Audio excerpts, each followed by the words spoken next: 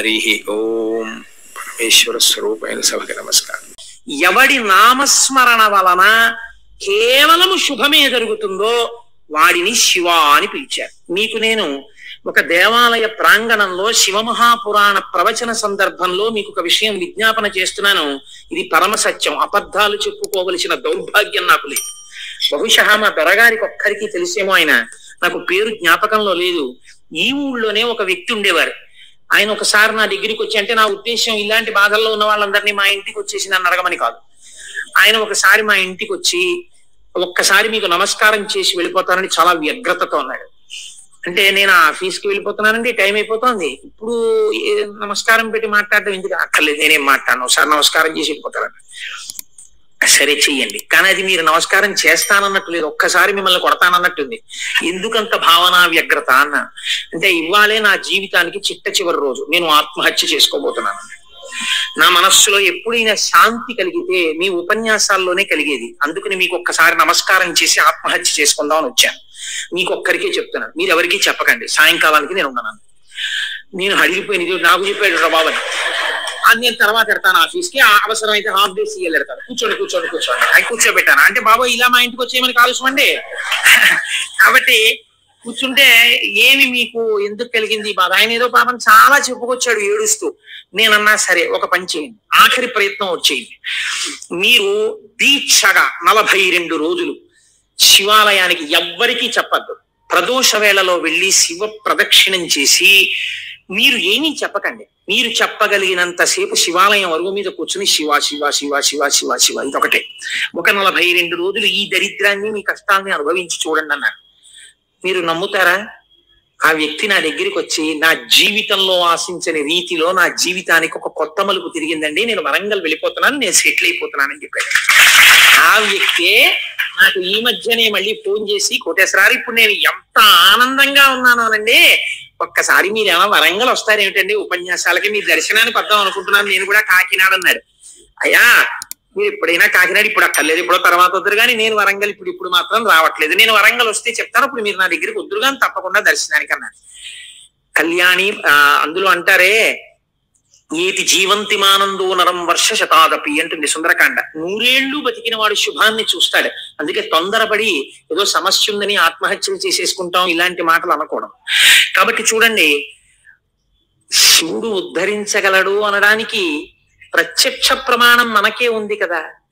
శివం అంటే మంగళం, శోభనం, శ్రేయస్సు, కళ్యాణం. ఏ శుభము నీకు కావాలన్నా శివానుగ్రహముగానే వస్తుంది.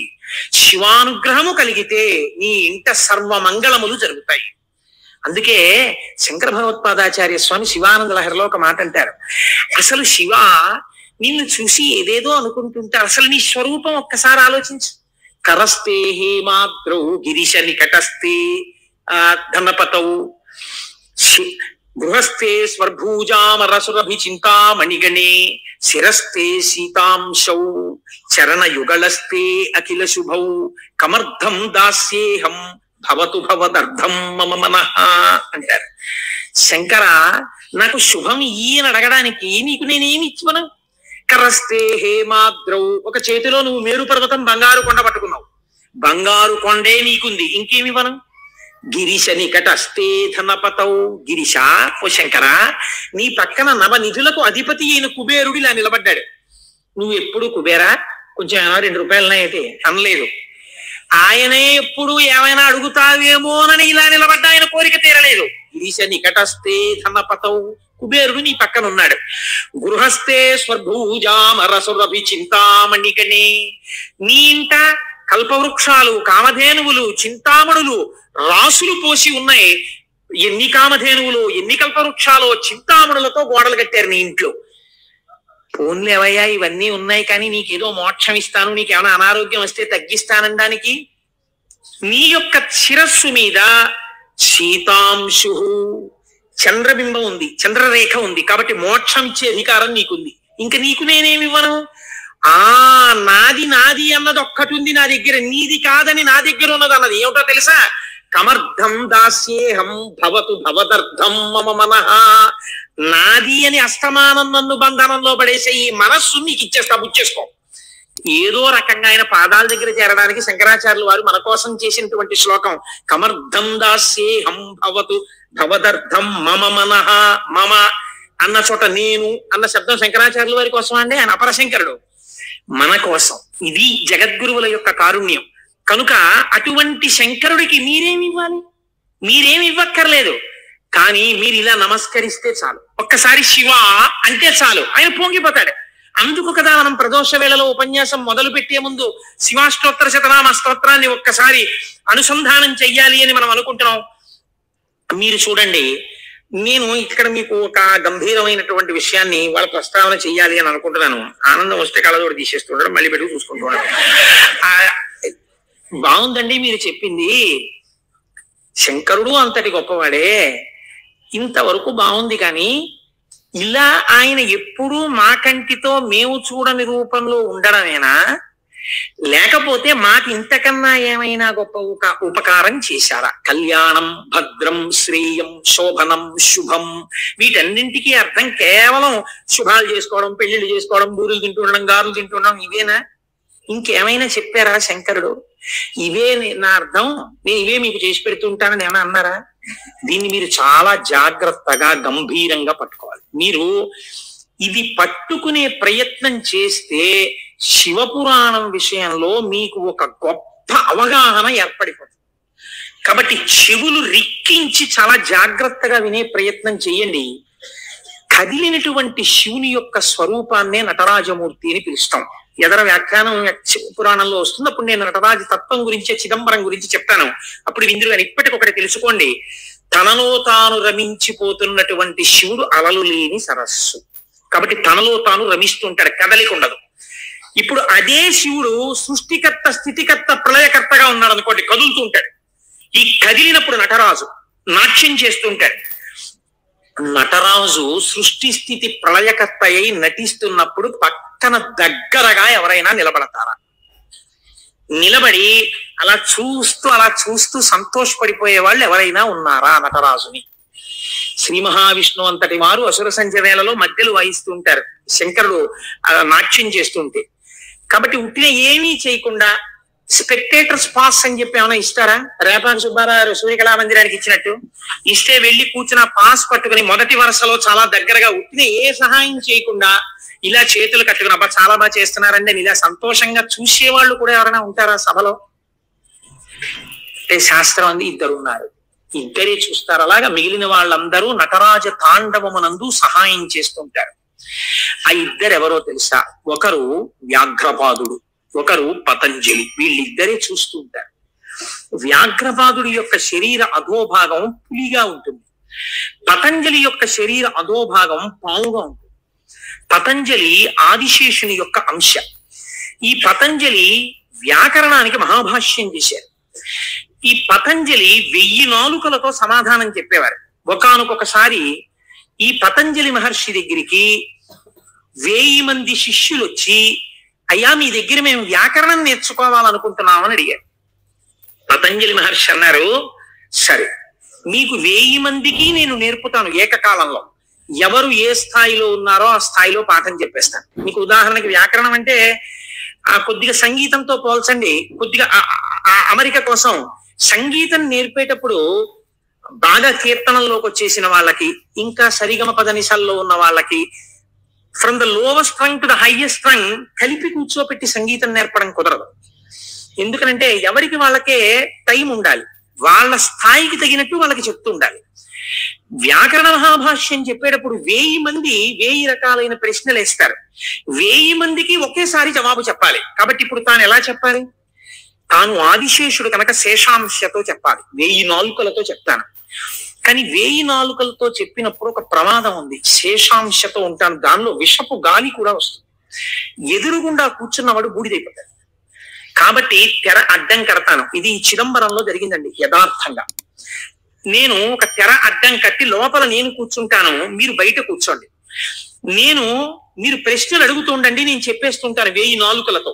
ఒక్క నియమం, 1000 నాలుకలతో నేను కష్టపడి 1000 మంది శిష్యులకు సమాధానం చెప్పడానికి కూర్చుని ఉండగా ఎవడైనా సరే నేను పాఠం పూర్తయిందనే లోపల లేచి వెళ్ళిపోతే వాడు బ్రహ్మరాక్షసుడు అయిపోతాడని చెప్పి శాపం పెడుతున్నానన్నారు.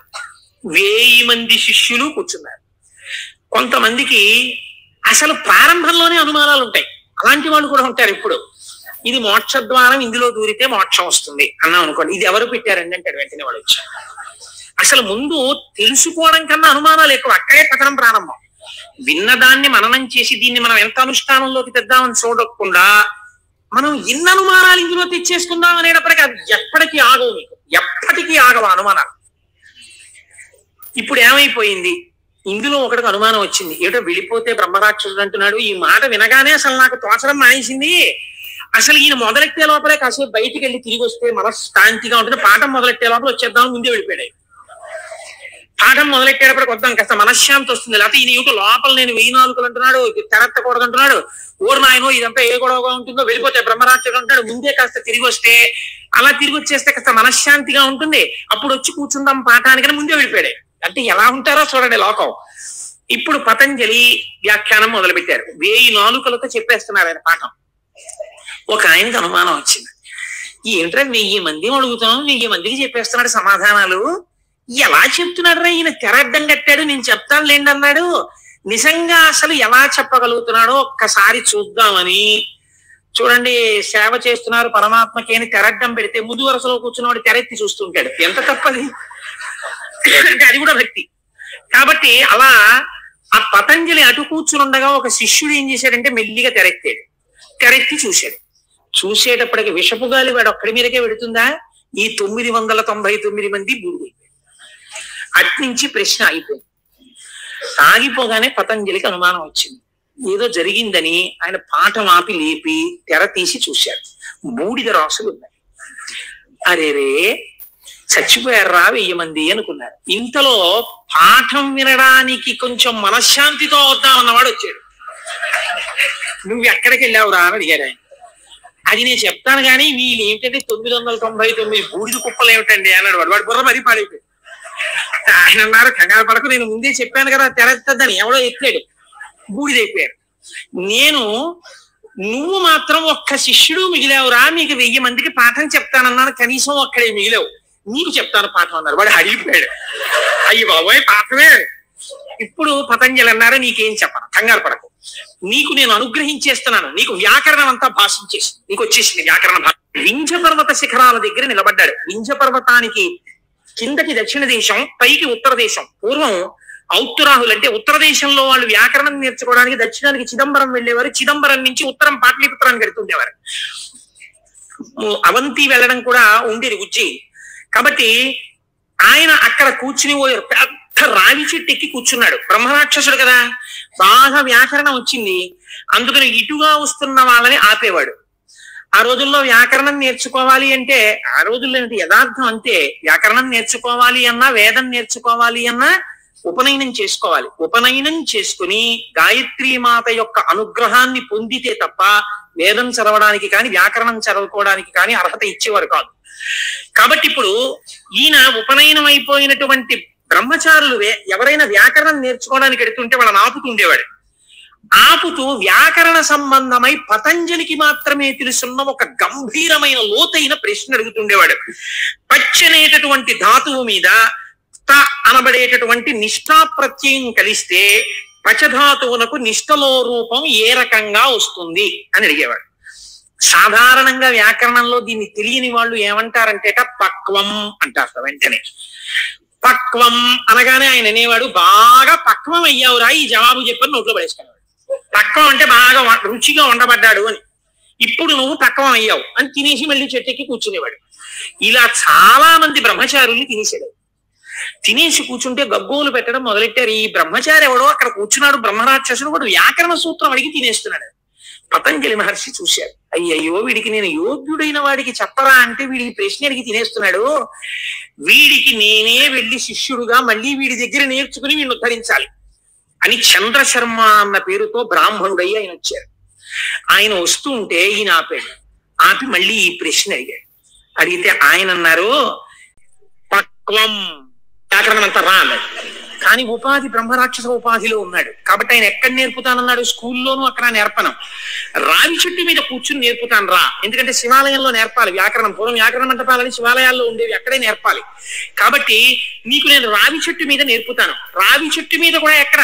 చిటారి కొమ్మ మీద కూర్చుని నేర్పుతాను. అక్కడ కూర్చో, ఎక్కడ పడిపోతానో అని కురుకు రాకుండా బాగా వింటావు.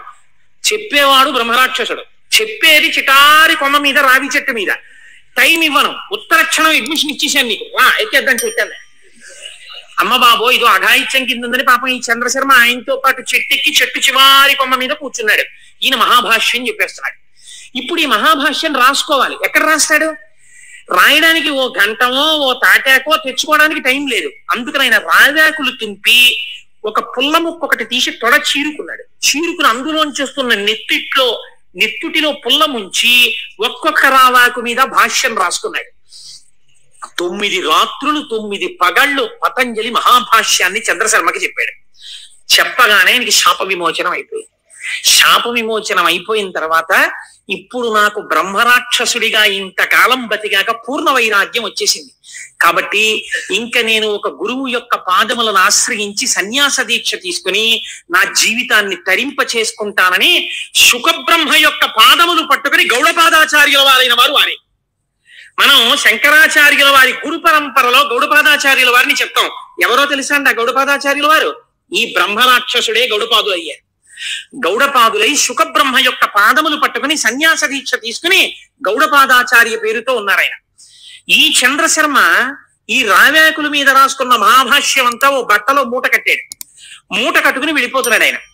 వెళ్ళిపోతుంటే పాపం 9 రాత్రులు 9 పగళ్ళు నిద్ర లేదు. అడవిలో ఒక చోట మూట తల కింద పెట్టుకుని నిద్రపోతున్నాడు. ఎక్కడి నుంచో మేక వచ్చింది. ఇవేవో రావ్యాకులు బానే ఉన్నాయని ఆ మూటలో మూతిట్టి లాగేసి కొన్ని ఆకులు తినేసి, ఇప్పుడు ఆ వ్యాకరణంలో ఉన్న మహాభాష్యంలో పోయిన ఆకుల్ని ఏమని పిలుస్తారో తెలుసా అండి? అజభక్షిత భాష్యము అని పిలుస్తారు. మేక చేత తినబడిన భాష్యం అని పేరు దానికి. అది మేక తినేసి మిగిలిన మూట కట్టుకుని అడవిలో పడుకుంటే ఇబ్బందిగా ఉందని ఆయన ఒక ఊరిలోకి వచ్చి ఒక వైశ్యుడి ఇంటి అరుగు మీద పడుకుని నిద్రపోయారు. 9 రాత్రులు 9 పగళ్ళు అన్నం లేదు, నిద్ర లేదు, శరీరం శోషించిపోయింది, నిద్ర లేదు. ఇంకా ఎంత గాఢ నిద్ర పట్టేసిందంటే ఆకలి కూడా చూసుకోకుండా నిద్రపోతున్నారు. ఆ వైశ్యుడికి ఒక కన్యారత్నం ఉంది. ఆ అమ్మాయిని చూసి ఈయన నిద్దట్లోనే మరణిస్తాడేమో అని బెంగ పెట్టుకుని ఒక గొప్ప వైద్య చికిత్స చేసింది. ఇప్పుడు మనం ఆ సిలైన్లు అవి ఎక్కించాలంటే శరీరానికి సూదితో పొడిచి ఎక్కిస్తాం. మన ఆయుర్వేద శాస్త్రం అలా ఒప్పుకోలేదు. ఎందుకంటే పతంజలి 3ంటికి వ్యాఖ్యానం ఇచ్చారు. మనస్సు, వాక్కు, కాయము. మనస్సు కోసమని యోగ సూత్రాలు ఇచ్చారు ఆయన, వాక్కు కోసం వ్యాకరణం ఇచ్చారు. అలాగే మనస్సు, వాక్కు, కాయము, శరీరం ఆరోగ్యంగా ఉండడానికి చరకుడి యొక్క ఆయుర్వేద సూత్రాలకి భాష్యం చేశారు ఆయన. 3ంటికి భాష్యం ఇచ్చారు. ఆ పిల్ల వైద్య శాస్త్రంలో దిట్ట. ఈ అమ్మాయి ఏం చేసిందంటే పెరుగన్నం బాగా మెత్తగా కలిపేసి ఈ పెరుగన్నాన్ని తీసుకొచ్చి ఒంటి నిండా పూసేసింది ఈ బ్రాహ్మణ పిల్లవాడికి, చంద్రశర్మకి. పెరుగన్నం తొందరగా రోమరంధ్రాల్లోంచి లోపలికి వెళ్ళిపోతుంది. అది లోపలికి వెళ్ళిపోయి ఈ పిల్లవాడికి బలం వచ్చింది. బలం వచ్చి 9 రోజుల భోజనం లేని స్థితి నుంచి శక్తిని పొందాడు. శక్తిని పొంది తెలివచ్చి అమ్మయ్యా బడలికా పోయింది, సత్తువా వచ్చిందని ఆ మూట చూసుకున్నాడు. మూట ఉంది, మూట పట్టుకుని వెళ్ళిపోతున్నాడు. వెళ్ళిపోతుంటే వైశ్యుడు ఎదురొచ్చాడు. ఏమయ్యా నిన్ను మా అమ్మాయి ఎందుకు బ్రతికించుకుందో తెలుసా? నీ చూడచక్కని రూపాన్ని చూసి బ్రతికించుకుంది, నువ్వు మా అమ్మాయిని పెళ్లి చేసుకోవాలన్నా. ఇదేమిటయా నాకు వైరాగ్యం వచ్చింది, నేనేదో సన్యాసం తీసుకుందామని వెళ్ళిపోతున్నాను, నువ్వు మీ అమ్మాయిని పెళ్లి చేసుకోమంటావేంటి? నేను చేసుకోనన్నారు ఆయన. వెళ్ళిపోతున్నారు. వెళ్ళిపోతుంటే ఇలా కాదు, నువ్వు ఇంత ఉపకారం పొంది నా కూతురు మనస్సు భగ్నం చేసి వెళ్ళిపోతున్నావు కాబట్టి మనం రాజు దగ్గరికి వెడదాం తీర్పుకి పదన్నారు. సరే పద అయితే అన్నారు. చంద్ర శర్మ వైశ్యుడు ఇద్దరు రాజుగారి అంతఃపురంలోకి వెళ్ళారు. రాజుగారు అంత దూరం నుంచి పిల్లాన్ని చూశారు. చూసి ఎందుకు వస్తున్నాడో తర్వాత అడుగుదాం గాని ఎంత బాగున్నాడో ఈ పిల్లాడిని దగ్గరికి రాగానే నాకు ఒక్కతే కూతురయ్యా, నీకిచ్చి పెళ్లి చేసి సింహాసనం మీద కూర్చోపెడదాం అనుకుంటున్నాను, నువ్వు మా అమ్మాయిని పెళ్లి చేసుకోవాలన్నారు. రాజు ఆజ్ఞ, కాదంటే కుట్టుకు తీసేస్తాడు. అయ్య బాబోయ్, ఒక పిల్లే వద్దనుకుంటే 2 పిల్లలు చుట్టుకున్నారేమిటండి నాకు అని ఈయన చెప్పేలోగానే మంత్రిని పిలిపించి ఈ పిల్లాడు ఎలా ఉన్నాడు అల్లుడిని చేసుకుందాం అనుకుంటున్నాను అన్నారు. ఆహా, ఏమి తేజోమూర్తి అండి, ఇలాంటి వాడు ఉత్తరోత్తర సింహాసనం మీద కూర్చుంటే మన రాజ్యానికి ఇంకా ఎదురుండదు, తప్పకుండా పిల్లనిచ్చేయండి అన్నారు. ఇద్దరు పిల్లల్ని ఇచ్చి పెళ్లి చేసేస్తామన్నారు. అసలు నా గోడు వినేవాడు లేడు మహాప్రభో, నేను వైరాగ్యం ఉందిరా నాకు పిల్లలొద్దు పెళ్ళొద్దంటే ఇద్దరు తయారయ్యారు ఏమిటి, నాకు పైగా రాజభోగం కూడా వచ్చింది. వద్దు వద్దన్న వాడికి ఐశ్వర్యం, వద్దు వద్దన్న వాడికి నమస్కారాలు, పెట్టండి అన్నవాడికి పెట్టేవాడు ఒకడు అని ఆయన బాధపడుతుంటే మంత్రి గారు ప్రాజ్ఞుడు ఆయన అన్నాడు, ఏమండి బ్రాహ్మణుడు బ్రాహ్మణేతరులను వివాహం చేసుకోవాలంటే ముందు బ్రాహ్మణ కన్యని చేసుకోవాలి, కాబట్టి ఉత్తమ కుల సంజాత అయిన ఒక బ్రాహ్మణ పిల్లని తెచ్చి ముందు పెళ్లి చేసి తర్వాత వీళ్ళిద్దరిని చేసుకుంటా ఉన్నారు. ఓహో ఇద్దరు ముగ్గురు కూడా అయ్యారేమిటి అనుకున్నాడు ఆయన. ముందు ఆయన గోడు వినేవాళ్ళు లేడు, బ్రాహ్మణ కాంతని తెచ్చారు, వైశ్యకాంతని తెచ్చారు, క్షత్రియ కాంతని తెచ్చారు, తాళి కట్టేరు. ఆయన అన్నాడు, మీరు ఎలాగో ఇప్పుడు పెళ్ళొద్దంటే వినరు, ఆయన విండు, ఈయన విండు, ఒక్క ఉపకారం చేయండి, మీకు నా తేజస్సు చూసి పొంగిపోతున్నారు కదా, మీ ముగ్గురి కుమార్తెల యందు నేను సంతానమును పొందుతాను, ముగ్గురికి కొడుకులు పుట్టగానే నేను సన్యాసానికి వెళ్ళిపోవడానికి నాకు అనుమతి ఇవ్వాలన్నాడు. తప్పకుండా అలాగే ఇస్తా ఉన్నారు. ముగ్గురిని పెళ్లి చేసుకున్నాడు. ముగ్గురి యందు కుమారుల్ని కన్న తర్వాత సన్యాసం పుచ్చుకుందామని వెళ్ళిపోయాడు ఈ చంద్రశర్మ. వెళ్ళిపోయినటువంటి వాడు వెళ్ళి ఎవరు ఇతపూర్వం బ్రహ్మరాక్షసుడి రూపంలో ఉండి తనకి మహాభాష్యమంతా చెప్పి సన్యాసం తీసుకుని శుకబ్రహ్మకి శిష్యుడిగా ఇవాళ గౌడపాదాచార్య స్వామి వారిగా ఉన్నారో ఆయన దగ్గరకే వెళ్ళి, అయ్యా నాకు సన్యాసం ఇవ్వండి అని అడిగాడు. నీకు గోవింద పాదాచార్య నామంతో సన్యాసం ఇస్తున్నానని సన్యాసం ఇచ్చి సన్యాసనామం గోవింద పాదాచార్య. ఆయనకి సన్యాసం ఇచ్చి ఒక మాట చెప్పారు, నువ్వు నర్మదా నదీ తీరంలో ఈ రావి చెట్టు దగ్గర ఈ గుహలోనే కూర్చో, రాబోయే కాలంలో భారతదేశంలో 72 అవైదికమైన మతములు ప్రవేశిస్తాయి. 72 అవైదికమైన మతములను తన వాగ్ఝరితో కొట్టిపారయ్యగలిగినటువంటి ఒక మహాపురుషుడిగా పరమశివుడే శంకరాచార్య స్వామిగా ఆవిర్భవించబోతున్నాడు.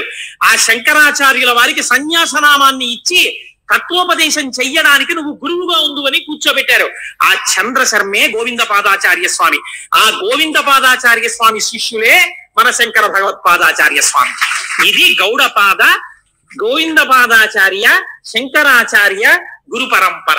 శివమహాపురాణ ప్రారంభం చేస్తూ ఇలాంటి పరంపరని ఒక్కసారి ఉత్తరాయణంలో అసుర సంధ్య వేళలో వింటే చాలు ఎంత పొంగిపోతాడు శంకరుడు.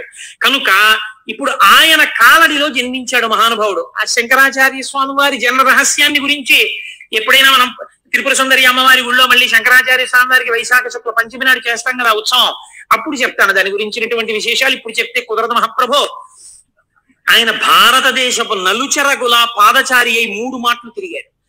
72 అవైదికమైనటువంటి మతములను శృతి ప్రమాణమైన తన వాగ్ఝరితో కొట్టిపారేశారు, చిమ్మేశారు. ఆయన తర్వాత మళ్ళీ రాలేదు ఇంకా 72 మతాలు.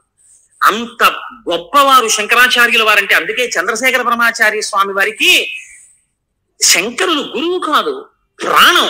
అందుకే అపర శంకరాచార్యులు వారు అయ్యారు చంద్రశేఖర పరమాచార్య స్వామి.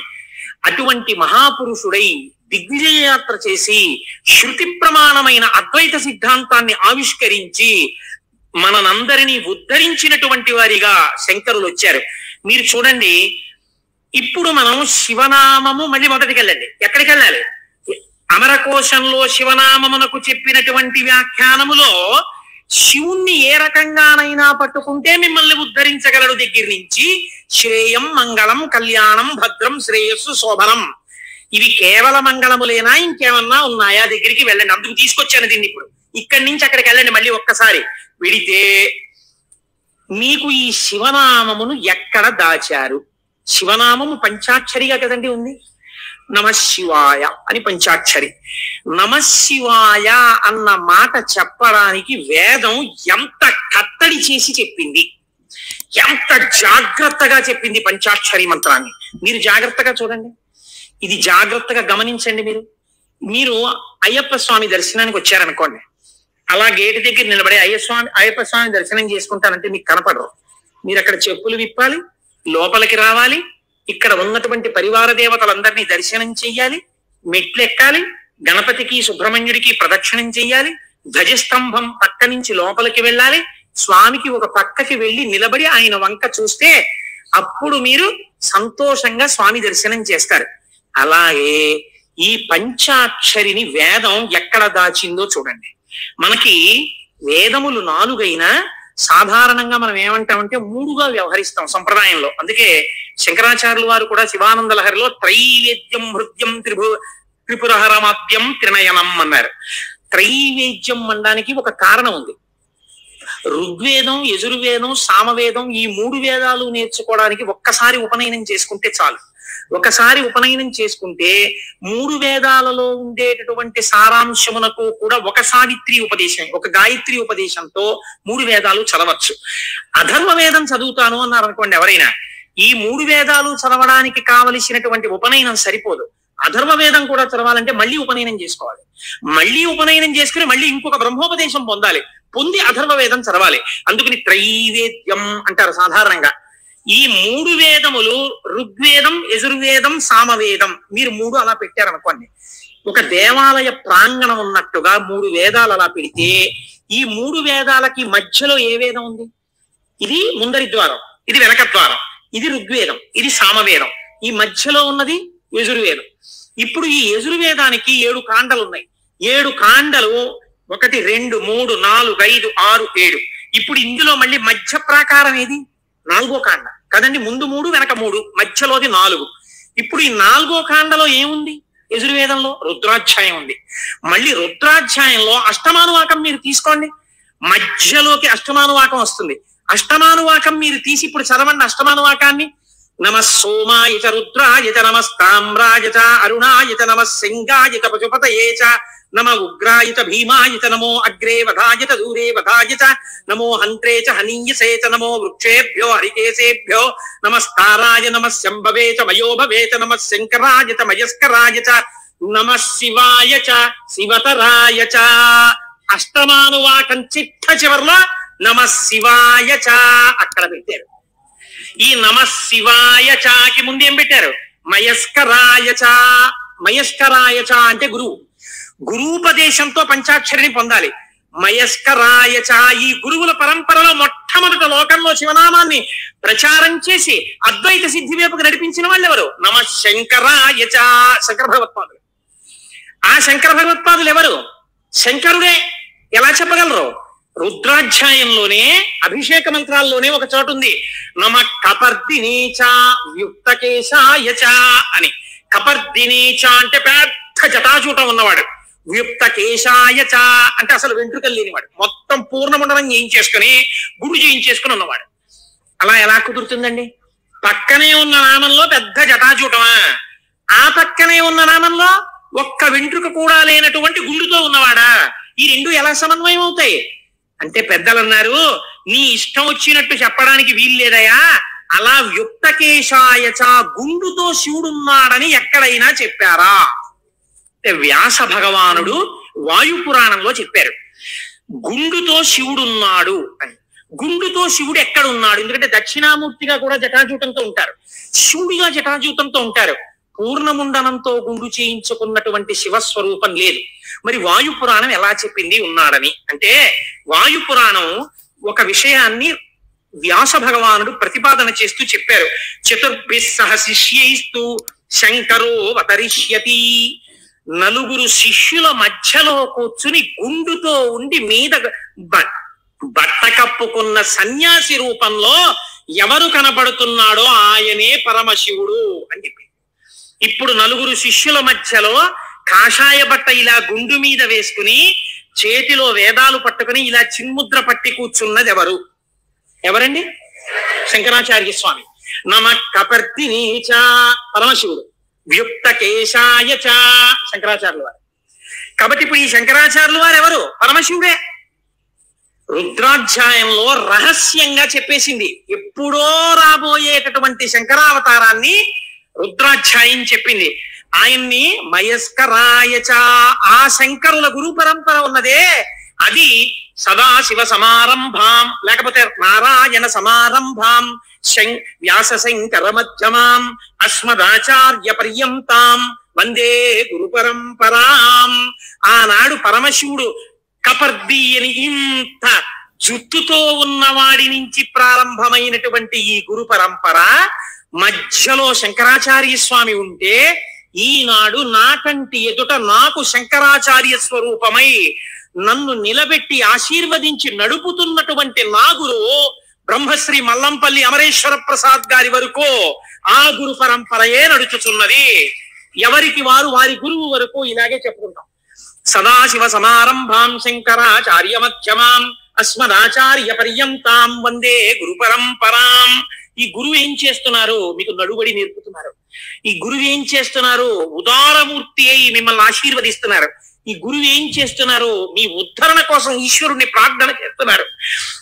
అటువంటి గురువే ఈశ్వర స్వరూపుడై ఉన్నాడు. ఎప్పుడెప్పుడు లోకంలో వేద ప్రమాణాన్ని చెడగొట్టడానికి అవైదికమైనటువంటి వాదనలు ప్రబలుతాయో అప్పుడప్పుడు పరమేశ్వరుడే బయలుదేరి వచ్చి అవతార స్వీకారం చేశారు. కృష్ణ భగవానుడు కూడా చేశాడు గీతా ప్రచారాన్ని. మహానుభావుడై ప్రస్థానత్రయంలో ఒకటండి భగవద్గీత. అంతటి భగవద్గీతను మనకు అందించినటువంటి జగదాచార్యుడు కృష్ణ పరమాత్మ. ఆయన కూడా జగదాచార్యుడే. ఒకటే కదండి ఉన్నది పరబ్రహ్మతత్వం. అదే కృష్ణుడిగా భాషించింది ఒకనాడు. అటువంటి భగవద్గీతనిచ్చినటువంటి కృష్ణ పరమాత్మ యొక్క అవతారం ఎందుకు కలియుగంలో వచ్చేటటువంటి ప్రమాదముల నుంచి ఉద్ధరించగలిగినంత జ్ఞానబోధ ఎందుకు చెయ్యలేదు? ఒక్కటే కారణం. ద్వాపర యుగంలో అప్పటికే ధర్మాన్ని నిర్వీర్యం చేసేటటువంటి వాళ్ళ సంఖ్య కోట్లలోకి వెళ్ళిపోయింది. కృష్ణావతారం ప్రారంభం నుంచే ఎంత రాక్షస సంహారం చేశాడండి మహానుభావుడు. కన్నులు తెరువని కడు చిన్ని పాపడై దానవి చనుబాలు త్రావి చంపే పూతనా సంహారంతో మొదలుపెట్టి ఎంతమంది రాక్షసుల్ని చంపాడు. జరాసంధాది రాక్షసులందరినీ ముందే చంపకపోతే కురుక్షేత్రంలో నిజంగా పాండవులు నిలబడగలరా? ఇంతమందిని చంపాడు. అవతారంలో ఉన్న తక్కువ సమయంలో ఆయన కురుక్షేత్ర మధ్యంలో సమస్త వాంగ్మయాన్ని భగవద్గీత రూపంలో బోధ చేశాడు. కానీ అది సరిపోదేమో. కలియుగం అంటే అసలు మనస్సు నిలబడనటువంటి యుగం. మరి మనస్సు నిలబడదు, కలిపురుషుడి యొక్క ప్రకోపాలు చాలా ఎక్కువగా ఉంటాయి అన్నప్పుడు ఇంకా ఈ గురువులు ఎందుకు, ఈ బోధలు ఎందుకని మీరు నన్ను అడగచ్చు. దానికి ఒక్కటే జవాబు పరమాచార్య స్వామి వారు చెప్పినటువంటివి. నేను ఉపన్యాసాల్లో చెప్పే చాలా భాగాలు పరమాచార్య స్వామి వారివి. కాబట్టి ఆయన అంటారు, మీరు చూడండి దొంగలు పడుతున్నారు, కాకినాడకి దొంగల ముఠాలు వచ్చాయి, దొంగలు కొట్టేస్తున్నారు, ఇళ్ళు దొంగలు కొట్టేస్తున్నారు అన్నారు అనుకోండి. ఎంత జాగ్రత్తగా ఉన్నా దొంగలు కొట్టేస్తున్నారండి అని తాళం తీసేసి తలుపులు తెరిచి వస్తామా? ఏదో ఒక కట్టడి చేస్తాం. చేసి అమ్మ ఏదోటి సాయంకాలం కాసేపు వాడు ఏదో చెప్పాడో చెప్పలేదో కానీ శివనామ స్మరణ చేయిస్తున్నాడమ్మా, అక్కడికి వెళ్ళొస్తాం, అందుకని కాస్త మా గుమ్మను చూస్తుందరు తల్లి, మీరేదో ఇక్కడే కుర్చీ వేసి కూర్చోండి, లేకపోతే మీ అబ్బాయిని మా ఇంట్లో చూస్తుండమనండి, టీవీ కాసేపు కరెంట్ పోయినా పర్వాలేదు మహాప్రభు మాకు మీ వాడిని కూర్చోమని అన్నట్టాం. కట్టడి చేస్తున్నారా చేయట్లేదా? ఏదో రకంగా కలిపురుషుడు ఎంత ప్రకోపంతో ఉండడానికి ప్రయత్నించినా మీరు ఈశ్వరుడి పాదాలు గట్టిగా పట్టుకోవడానికి ప్రయత్నించాలి కదా. దానికి ప్రస్థానత్రయ భాష్యంతో మొదలుపెట్టి ఈశ్వరుణ్ణి స్తోత్రం చెయ్యడం వరకు, ఆకాశం నుంచి పాతాళం వరకు సమస్త వాంగ్మయాన్ని జ్ఞానబోధ తప్ప ఇంకొక ప్రయత్నం కాని పని కాని పెట్టుకోకుండా 32 జీవితంలో షణ్మత స్థాపనాచార్యులై శృతి ప్రమాణాన్ని నిలబెట్టి అందరి దేవతల మీద స్తోత్రాలు చెప్పి శివానందలహరి, సౌందర్యలహరి, బ్రహ్మసూత్ర భాష్యం ఇన్ని చేశారండి మహానుభావుడు శంకరాచార్యులు వారు. మరి పేరు చెప్తే చాలు పాపాలు పటాల పంచలైపోతాయి. శృతి స్మృతి పురాణానాం ఆలయం కరుణాలయం నమామి భగవత్పాద శంకరం లోకశంకరం. అటువంటి శంకర భగవత్పాదులై ఈ భూమి మీద నడయాడి మనకి జ్ఞానబోధ చేశారు. ఇప్పుడు చెప్పండి, శుభం, కళ్యాణం, శ్రేయం, భద్రం, శోభనం ఇవన్నీ ఎందులోకి వెళ్ళిపోతాయి? జ్ఞానంలోకి వెళ్ళిపోతాయి. జ్ఞానం కన్నా గొప్ప కళ్యాణం, జ్ఞానం కన్నా గొప్ప శుభం, జ్ఞానం కన్నా భద్రం, జ్ఞానం కన్నా శ్రేయం, జ్ఞానం కన్నా శోభనం ఇంకున్నాయా? ప్రపంచంలో లేవు. అటువంటి జ్ఞానమును మీకు అందించడానికి పరమేశ్వరుడే శంకరుడిగా ఈ భూమండలము మీద నడయాడినాడు కాదు. ఇప్పుడు కూడా శంకరుడు కరచరణాదులతో తిరుగుతున్నాడు. నాకు అలాగే తిరుగుతున్నాడు. నా కంటికి నేను ఆరాధించేటటువంటి పరమేశ్వరుడే కరచరణాదులతో తిరుగుతున్నాడు. నేను పట్టుకోవడానికి తన పాదములను అనుగ్రహిస్తున్నాడు. తన చేతిని నా మూర్ధన్య స్థానమునందుంచి ఆశీర్వచనం చేస్తున్నాడు.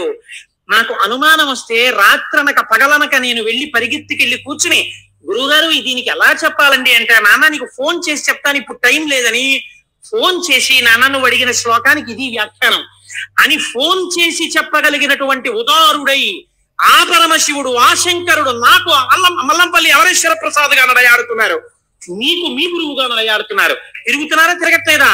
పరంపరగా నడయాడుచున్నారు. ఇది శివం, ఇది మంగళం, ఇది భద్రం, ఇది శ్రేయం, ఇది శోభనం.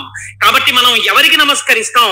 గురు బ్రహ్మ, గురు విష్ణు, గురుర్దేవో మహేశ్వర, గురు సాక్షాత్ పరబ్రహ్మ, తస్మై శ్రీ గురవే నమః. అటువంటి గురువు ఇప్పటికీ మీకు శుభములిచ్చేవాడై, శోభనములనిచ్చేవాడై, మంగళప్రదుడై ఉన్నాడు. కాబట్టి రుద్రాధ్యాయం వేదములు అంత జాగ్రత్తగా సమన్వయం చేస్తూ ఆ శంకరులు వస్తారని అంత స్థితిని పతంజలి నటరాజస్వామి దర్శనం దగ్గర నుంచి మొదలుపెట్టి పక్కన ఇలా నిలబడి నటరాజ తాండవం చూసినందుకు ఒకనాడు నేను ఈ శంకరుడే శంకరాచార్యులు వారిగా వస్తే తత్వబోధ చేసేటటువంటి వాణ్ణి లోకంలో తయారు చెయ్యాలని గోవింద పాదాచార్యుల వారిగా సిద్ధం చేయించుంచారు. కాబట్టి మన ఆర్ష జాతి, మన సనాతన ధర్మము, మన పురాణములు ఎంత గొప్పవో, ఆ శివ అన్న మాట ఎంత గొప్పదో, ఆ శివం అన్న మాట ఎంత భద్రమో, ఎంత శ్రేయస్కరమో, దాని గురించి వింటే, దాని గురించి తలుచుకుంటే ఎంత పరవశమో. కవి పుష్పంబగు అగ్ని మంచగు నాకూపారం భూమిస్థలంబగు శత్రుండతి మిత్రుడవు విషము దివ్యాహారమౌ నెన్నగా అవనీ మండలి లోపలం శివ శివేచ్ఛాభాషణోల్లాసకిన్ శివ నీ నామము సర్వవశ్యకరమౌ శ్రీకాళహస్తీశ్వర. శివ నీ నామం ఎప్పుడక్కర్లేదు, ఎప్పుడు శివ శివేచ్ఛాభాషణోల్లాసకిన్ శివ నీ నామము సర్వవశ్యకరమౌ, ఎప్పుడు నీ నామం అవసరమే అంటారు దూర్జటి కాళహస్తీశ్వర శతకంలో. అటువంటి శివనామం గురించి, ఆ శివనామము గురువై ఎలా నడుస్తున్నారో గురించి, ఆ శివనామము ఎటువంటి మంగళప్రదుడో గురించి, ఎంతగా భక్తులను ఆదుకునే స్వరూపమున్నవాడో గురించి ఇవాళ మొట్టమొదటి రోజున ఆవిష్కరించే ప్రయత్నం చేశాం.